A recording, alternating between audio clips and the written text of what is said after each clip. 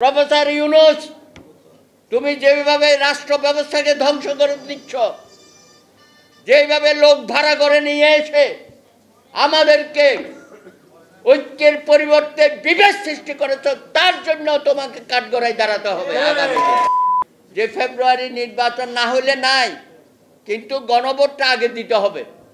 অর্থাৎ গণভোটের নামে আগামী ফেব্রুয়ারি মাসে যে জাতীয় সংসদ নির্বাচন, সেই নির্বাচনকে পণ্ড করে দেওয়ার সমস্ত রকমের ষড়যন্ত্র তারা এখানে করছে। আজকে সভা থেকে আমরা বলি, বাংলাদেশের সংবিধান 1971 সনে মহান মুক্তিযুদ্ধের মধ্য দিয়ে 30 লক্ষ শহীদদের রক্তের আখরে যেটা লেখা হয়েছে, সেই সংবিধান অক্ষত থাকবে। এইটার উপর হাত দেওয়ার কোনো এই সরকারের নাই।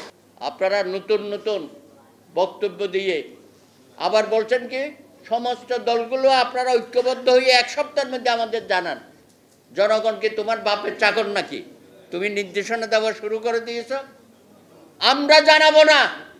প্রফেসর ইউনূস, তুমি যেভাবে রাষ্ট্র ব্যবস্থাকে ধ্বংস করে দিচ্ছ, যেভাবে লোক ভাড়া করে নিয়ে এসে আমাদেরকে ঐক্যের পরিবর্তে বিভেদ সৃষ্টি করেছ, তার জন্য তোমাকে কাঠগড়ায় দাঁড়াতে হবে।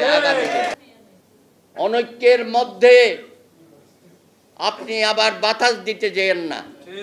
আপনি এখন বলেন যে এনসিপি একটা পার্টি আছে, তাকে নিয়েও নানান স্বপ্ন আপনি দেখিয়েছেন। এই ছেলেগুলোকে আপনি নষ্ট করেছেন, তরুণ সমাজকে। কিন্তু আপনি তাদেরকে রাজনীতির মাঠে নামিয়ে এবং তাদেরকে আবার তৃতীয় শক্তি বানিয়েছেন। বিএনপি, জামাত, আবার এনসিপি। বাংলাদেশে যেন আর কোনো রাজনৈতিক দল নাই। মামার বাড়ির আবদার, মামার বাড়ির আবদার।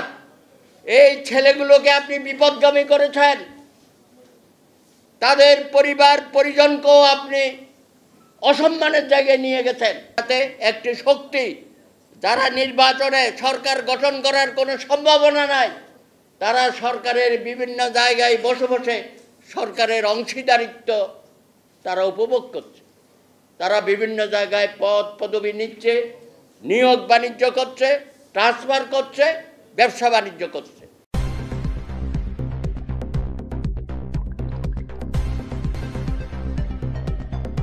News Vision Digital Multimedia.